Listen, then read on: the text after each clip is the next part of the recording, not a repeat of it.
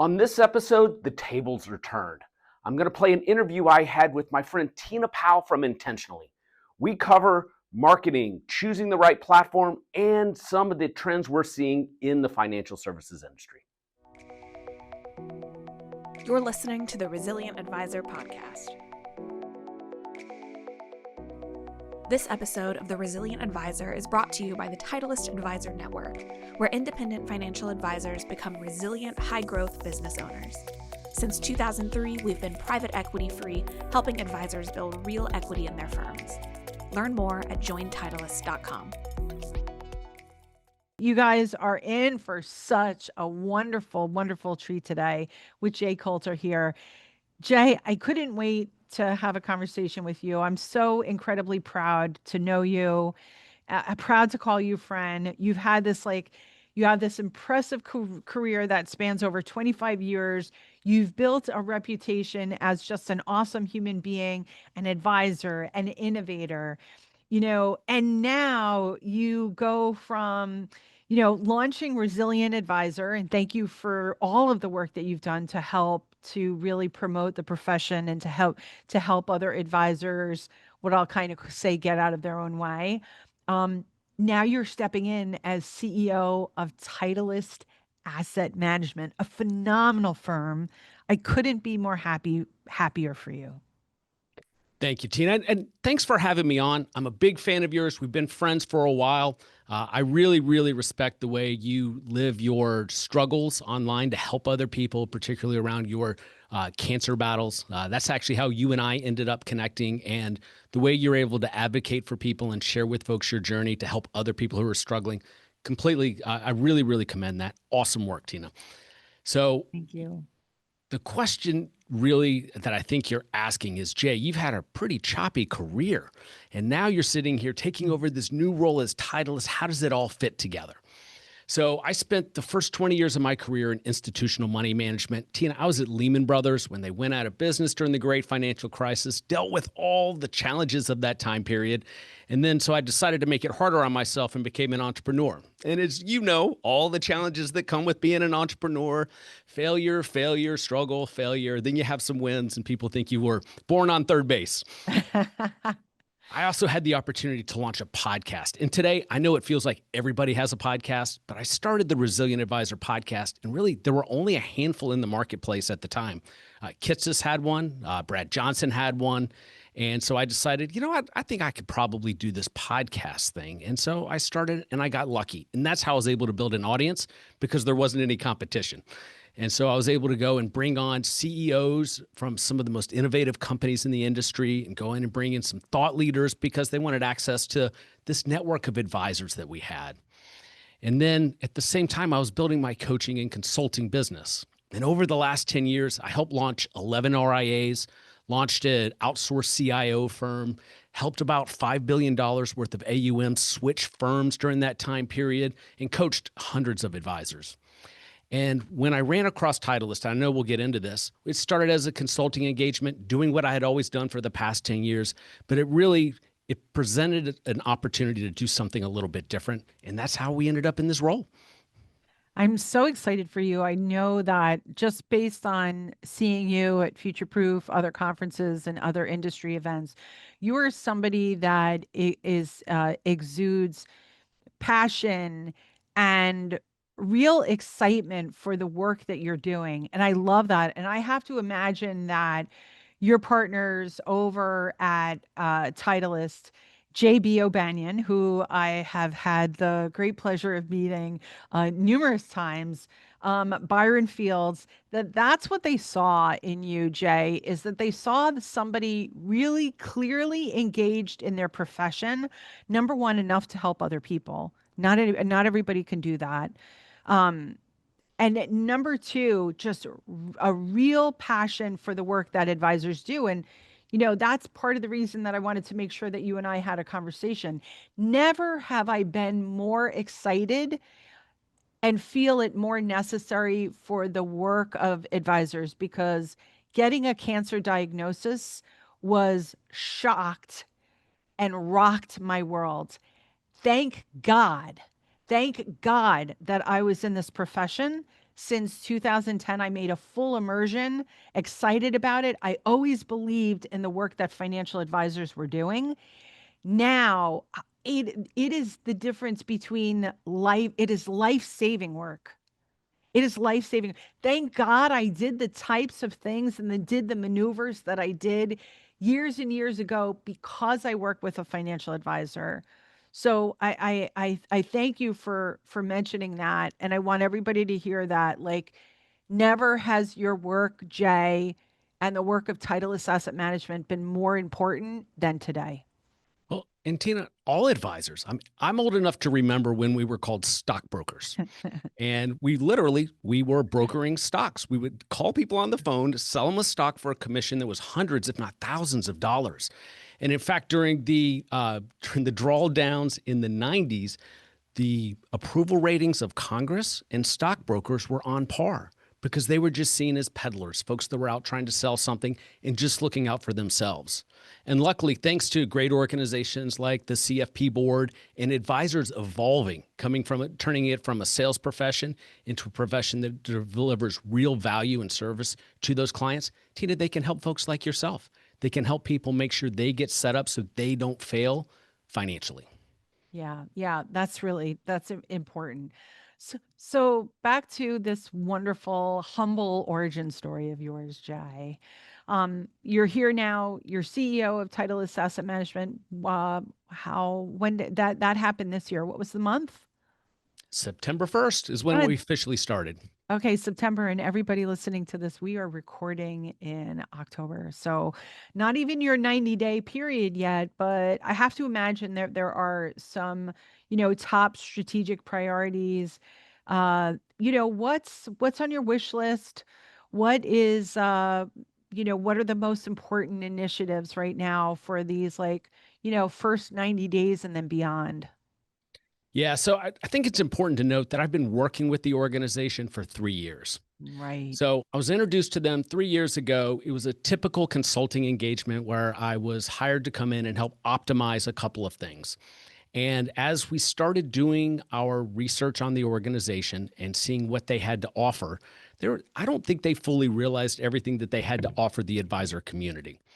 And so I really got to give JB and Byron, my partners, credit. They came back to me and said, we want you to really push us. Tell us where we'll keep paying you. Tell us where we're doing things wrong. Tell us where we have to get better, and be very critical about it. And I came back to them with a fairly robust plan to go from being an aggregator, which is a term I don't really like, to becoming an enterprise. And the path from an aggregator to an enterprise, it's a big leap for firms. You go from having a couple of sales assistants that help support some advisors, and you're trying to collect advisors and maybe earn a little bit of margin off of their business, to building a business and a platform that can serve advisors all across the country. And so over that time period before taking over on September 1st, we've grown from $1 billion to, we're coming up on $2.5 billion by taking that aggregator to enterprise approach. So with that today, because we are a national RIA with advisors from California to the Carolinas, we really have to focus in on what's going to help us continue to maintain where we are and grow.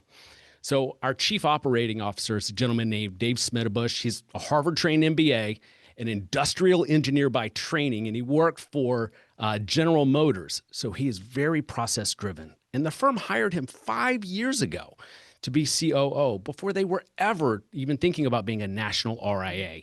And because of that, we at our heart are focused on operational excellence. So when we think about priorities, Dave likes to say we're taking a Kaizen approach, which is a Japanese term of continual improvement. And our core platform, we call TAM 360, which is what we use to serve advisors, and our advisors use to serve their clients. One of our strategic initiatives over the next year is just to make sure we continue improving it quarter over quarter, year over year, so that we're not stuck with old technology. Coupling that with growth, which really comes two ways, we want to make sure our advisors grow through practice management and helping them optimize best-in-class strategies so they grow their business, so they can build equity in their business. And then lastly, we want to grow our network of advisors who want to become independent business owners and grow with Titleist. Jay, the culture, the people culture that exists, it kind of reminds me of here at Intentionally. Kelly Waltrick, our CEO and founder, a lot of the culture has been built by Intentionally because the people who have shaped this.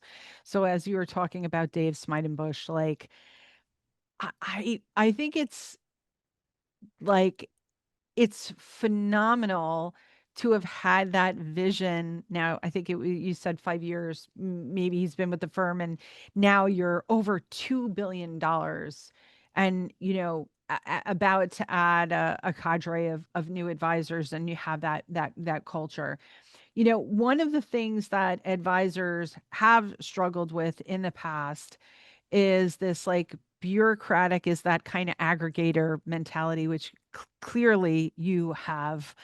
You are the antithesis of that now that you are more on the enterprise. Talk to us a little bit about how you see Titleist, continuing to give advisors the freedom and the ownership they need while helping to scale the business. I think that practice management is definitely a part of that. Any comments there, any things that, make Titleist different in terms of that cultural component to what we're talking about? Yeah, and this is probably the biggest component as it relates to culture, and that is an absolute commitment to freedom and independence.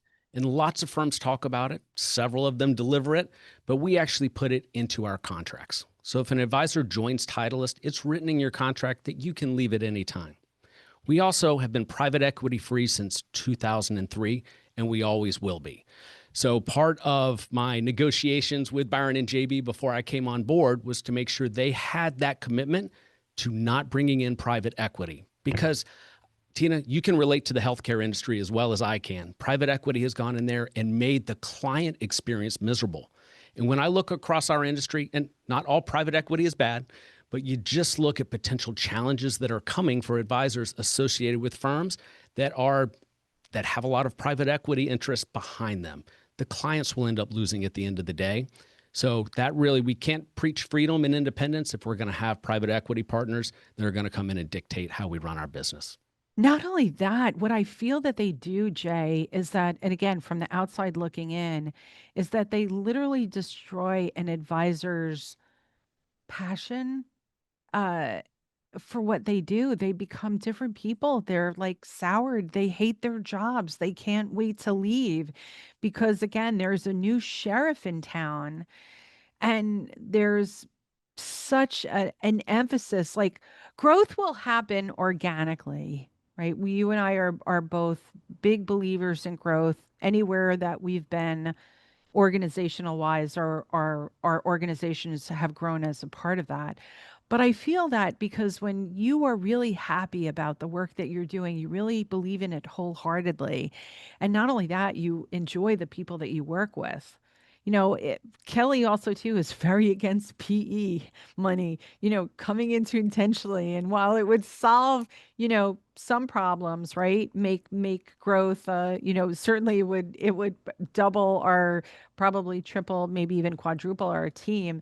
It's not the best approach. So it's incredible that you have taken deliberate and intentional care and intention around that, because it has it's destroyed a lot of the drive that an advisor started with when they started their business, and that made them so successful. Tina, I could even take it a step further, and I get pretty passionate about this. So if you think about a firm that has private equity backing for growth, for recruiting advisors, it makes sense for some and not for others. Like with anything, there's winners and there's losers. So who wins? Well, the faceless private equity partners win. The advisors who are selling their business to private equity win. Who loses? Well, the clients, because they have to pay for that transaction. And then there's somebody else. It's these Gen 2 advisors that are going to have to service the clients of these retiring advisors. So I'm not opposed to private equity. It is a solution if set up the correct way, to where Gen 2 is still empowered to take care of their clients at a level that makes sense. And the clients don't have to go and pay for it with onerous fees or proprietary products. Or there was one firm that launched, they recruited all these advisors. They pitched independence, and then they sold out, and then all of a sudden every office had a sales manager. A sales manager, the exact type of thing these advisors left for. So it's important to make sure you know who the winners and losers are going to be if you join an organization that is backed by private equity. You had mentioned the TAM 360 program platform. So I want to spend some time here. You know, technology is a big focus of what we do at Intentionally. We represent RIAs, hybrid RIAs, and we also represent technology firms. So, you know, technology has always been part and parcel about what we do. It's a real, like, you know, growth optimizer and equalizer. Back in the days when I was in wealth management and spent 9 years being a partner responsible for organic growth, we didn't have the intentionalities of the world come in and build like growth engines and lead gen platforms. So, you know, everything we do, we had to cobble together. But you know, you clearly, Jay, because you've been on the cutting edge of the advisory landscape, you see the value of platforms and technology. Talk to us a little bit about the TAM 360 platform. I'm deeply curious. I know it's an important part of your value proposition and an opportunity to solve some really big problems.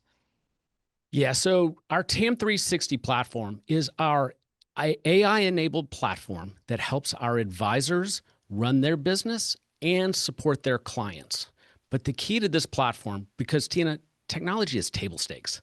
The Yep. key is that it's supported by our home office staff, our client service team led by Neil Cobb down in San Antonio.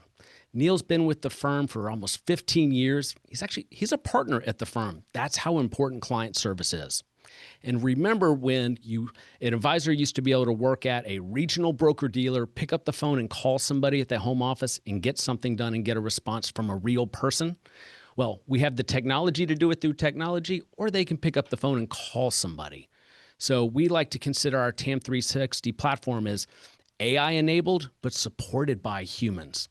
And one other component to our platform that I think is important. So we preach independence and freedom.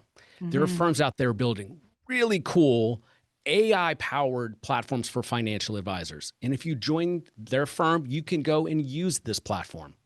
Well, part of our value proposition is if you decide that you don't like me or you want to leave Titleist, you can leave any day. But if I've got you stuck inside of my platform, inside of my technology, you can't.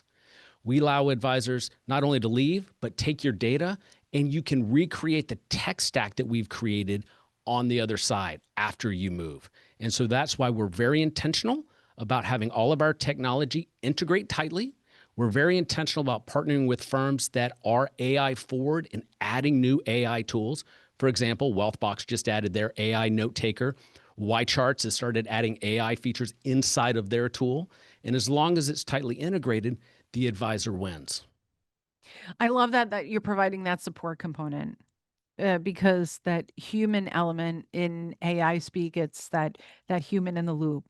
The idea is that no AI, even if it's just you're using it for communication, nothing is foolproof here. Nothing is like the quick answer to where you're going, but an AI enabled and empowered universe with team and with actual people support. Jay, that's huge. Yeah, That's huge. it's really important, especially if you think about the advisor when they're making a transition. They want to make sure you have enough human capital around you while you do that.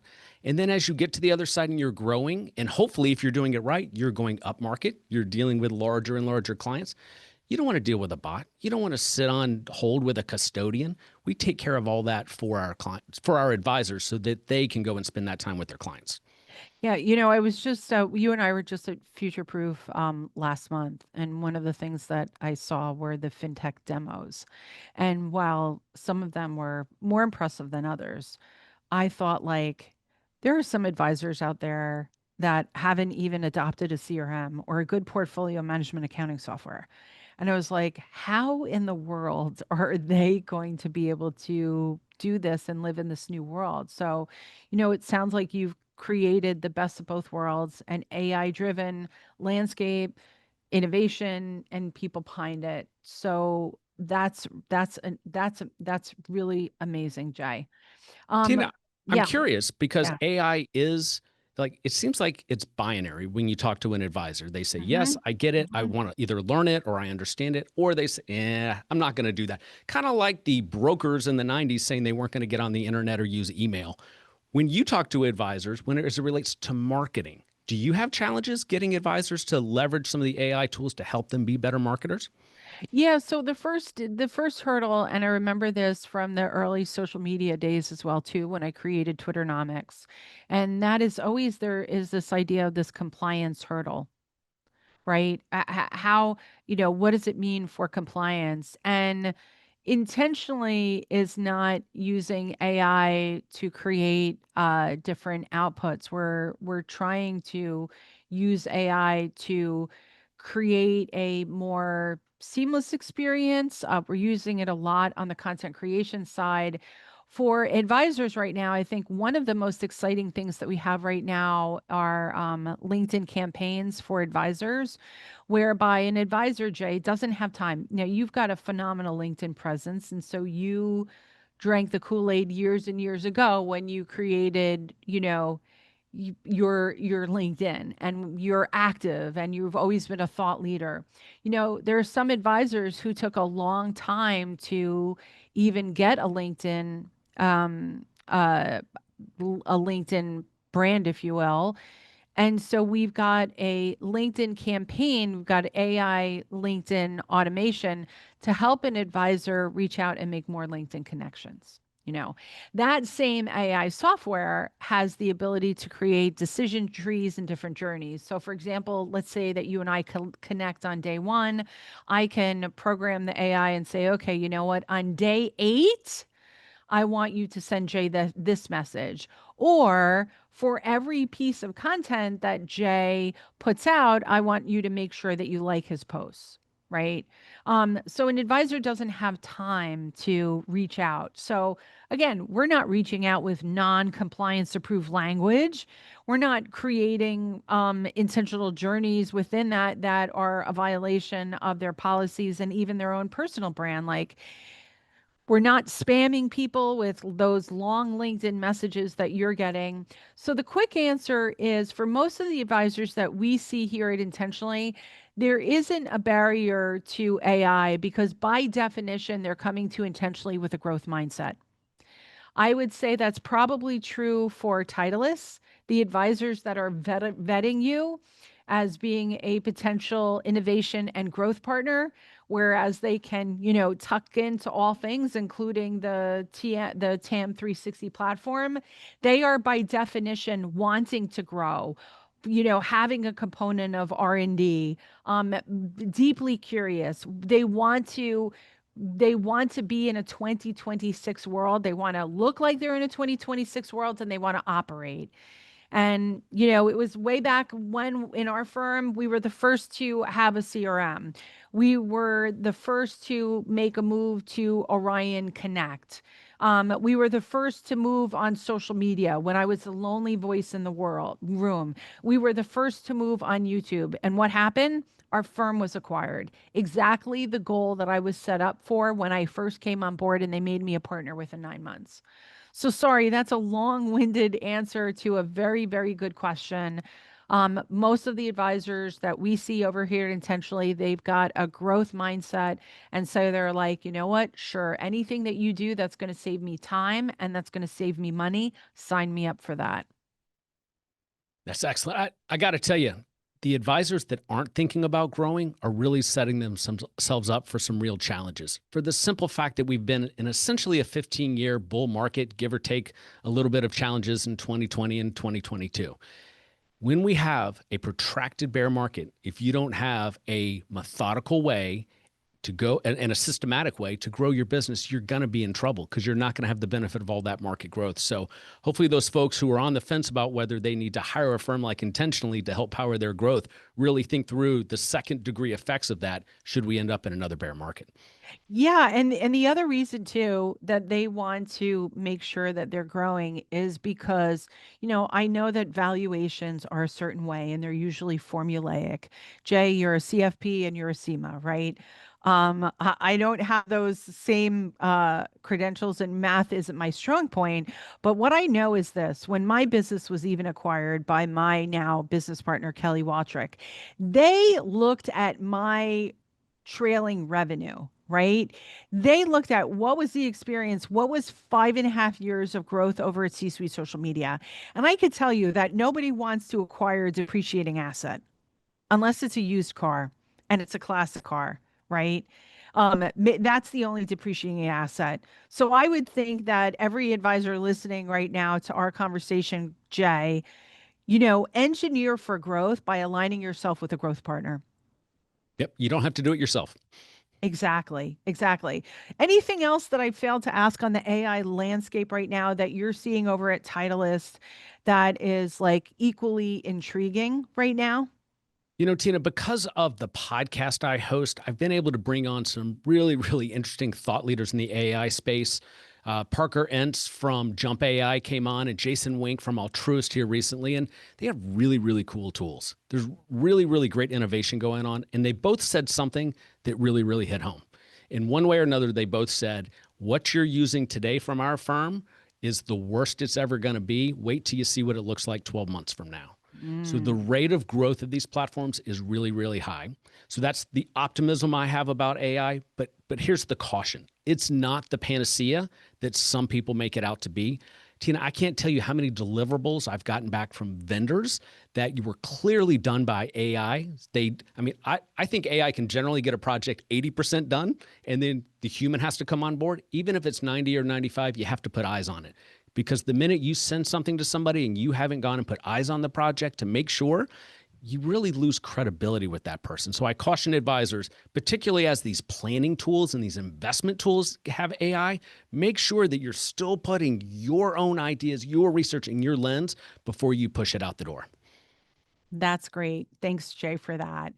I want to transition and I want to talk, we're still on this theme of growth. You have helped in your career multiple RIAs nationwide, right? What types of advisors, we talk about that mindset for growth and maybe that being a prerequisite for both of our companies, right? Neither one of us are aligned to people who are like, I don't know about webinars. I don't know about landing pages. I don't know about YouTube. But, people that are still scratching their head, we just, say politely that we're probably not the right partner for you. But what type of advisors or partnerships are you really excited to bring into the fold into Titleist? So as it relates to advisors, so our avatar that we best serve is an advisor who's generally, let's call it $100 to $250 million, who isn't ready to sell their business, who understands that there is a generational wealth opportunity to grow your business the right way and then sell later. So they come to us because they want to build a resilient business that is high growth, and they want to become independent business owners, building the equity in their own practice. Yeah, that's huge. That didn't exist, right? Our RIA was acquired. And again, that was an intentional maneuver. That was the goal. That was the goal of marketing, and that got us a lot of dates. We were vetted. We met with everybody. Interestingly enough, is the founder of that company never had the opportunity that you're telling me right now, never had the opportunity to really join without like having to make a sale like right at the beginning. So I think, what I noticed, and tell me what you noticed too, it's really hard to sell your business. But what you've described at Titleist is not it's not that. It's something different. It sounds like it's, more partnering for growth and then, eventually deciding where you want to take it. Do you want to go a little deeper on that? Yeah, so a couple of things in there to unpack. First, it is like the Wild West when you try and go independent. So say you're sitting inside of a wirehouse, you want to go independent. It's not the same as going from a Merrill Lynch to a UBS. Right. And what ends up happening is advisors go and start getting their information from one source. And that one source could be a custodian that they reached out to. It could be a recruiter or, potentially some friends in the industry. The reality is you have to educate yourself before you make that type of transition because every platform is different. They all have different value propositions. If an advisor reaches out to me and they say, Jay, I'm looking for the best deal. I want to get a big check and then I want to sell my business in 2 years. That is fantastic. There are lots of advisors like that. Let's go find the right firms that make the most sense for you. So because of that, the due diligence on the front end when you're looking for a firm is the most important. Mm-hmm. Did that answer your question? Yeah, and I think you said something like certainly the breakaway advisors, that was always a trend, but I think never has it been more, and I don't know what's driving that, Jay. I think that the path to independence is, seductive, for lack of a better word, for a lot of, wirehouses. But now I think that the road to independence is a lot easier to walk. It's a yellow brick road. When I was working at a firm, the options weren't like they are today. There's a plethora of options, but I think I feel a really unique offering because of your background in being in this part of this industry and consulting with so many advisors and working with other RIA firms and helping them go nationwide. You really truly understand your advisor and what they need to be supported and to be happy. Yep. And you know what, Tina? It comes down to really 4 planks of our differentiation. So this is one of the reasons I was excited to join Titleist in the capacity I am, as opposed to my old role where I could help advisors go to any firm that made the most sense. Right. So we live in the most highly regulated industry in the history of man. So when somebody says we're unique and we're changing the industry, you're really not, because there's only so many things you can do on the margins. But it's what you do on the margins that will make a difference. And we have 4 differentiators on the margins that, when put together, really do make sense for the right advisor. First, we talked about this earlier, our commitment to operational excellence. Most firms brag about their investment management or a marketing system that they have. Our fastball is operational excellence, powered by our team in San Antonio and our TAM 360 platform. Then it's advisor freedom. Advisors can leave by contract anytime they want and take all their data. Now, you can find that other places, but you might not have an operational platform that can help you with your business. And then, and we don't have to get into the details of this. You can go to jointitleist.com to see the numbers, but we have crystal clear economics. There's nothing more frustrating than helping an advisor evaluate 2 different national RIAs or 2 different aggregators and what they would actually earn, with all the hidden fees and monthly ticks for this and custodian stuff that they didn't understand. We make it crystal clear. And then lastly, as we've talked about, we do not have a private equity partner. We will not have a private equity partner. We want to provide independence for the long term for our advisors. So looking ahead, it's 2025 right now. And I hope to join you in that. We have a date, Jay, 3 years from now, because I know that you're going to hit these marks. What does success look like, 3 years from now? What milestones, innovation? Again, it's probably a unfair question because the world is rapidly changing. Never before have we been in this period of amazing disruption. But what do you hope that 3 years again into the future, when you and I are sitting here and having a conversation, what metrics and what are you looking for to achieve? Yeah, Tina, we're in an industry that prioritizes AUM, revenue, and profit margins. And all of that is important. But our mission at Titleist is to serve 20,000 families and empower 100 financial advisors to build equity in their own business as independent business owners. So that's our goal over the next 3 to 5 years, to make sure that we are serving the families and that we are helping our partners become independent business owners. I knew that you would have a great answer for that, Jay. I know it feels so mission driven and the impact that you want to make. And truly, you're a person that has been motivated by the change that you make. Should also mention that you're a business coach as well, too. You're a great personal coach. You're a great person. You've been tremendously helpful in my own journey, but you're a person that truly wants to make an impact in the lives of other people. And I love that. That's a great, great answer.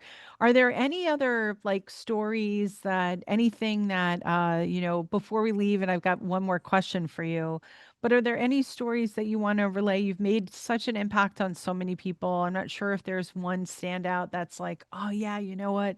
When this happened, Tina, like it lit up my world.